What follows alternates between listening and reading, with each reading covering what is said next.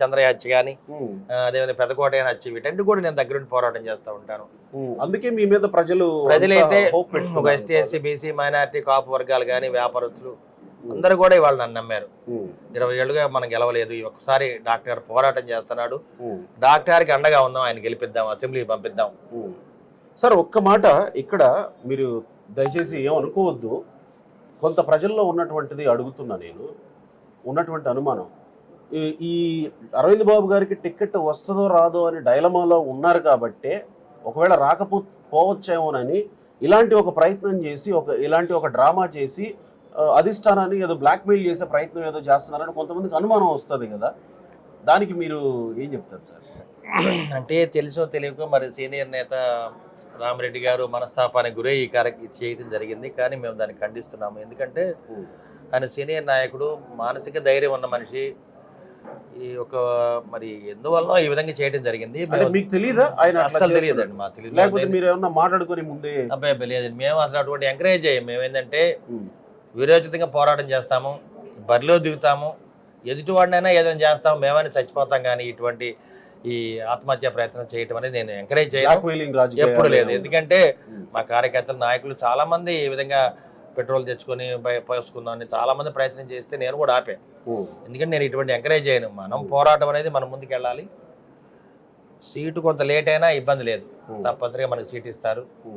మొత్తం IVRS calls లో కానీ వీటన్నిటిలో మీ పేరే ముందు వరుసలో ఉంది, సర్వేలలో మీరే ముందు వచ్చారు. ఎందుకు ఆలస్యం అవుతుంది అనుకుంటున్నారు సార్? పేరు హైకమాండ్ ఆలోచన అయితే నాకు తెలియదండి. నాకు ఇచ్చిన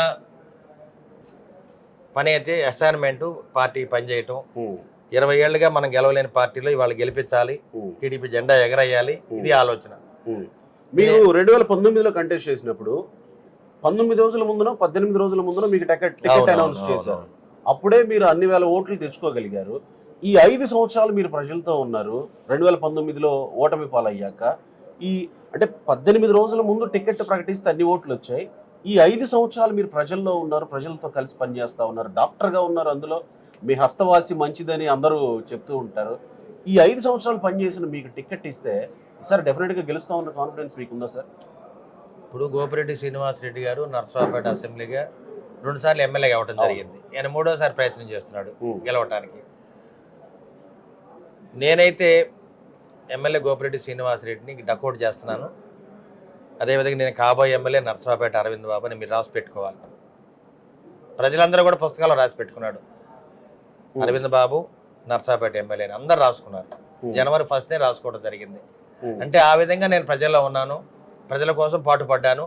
అదేవిధంగా ప్రజలకి నా మీద ఒక నమ్మకం, ఈయన అవినీతిపరుడు కాదు, దుర్మార్గ చర్యలు చేయడు, ప్రజల్ని కాపాడుకుంటాడు, గవర్నమెంట్ ఆస్తులు కాపాడుతాడు, ఈ ఆలోచనతో ప్రజలందరూ కూడా ఉన్నారు.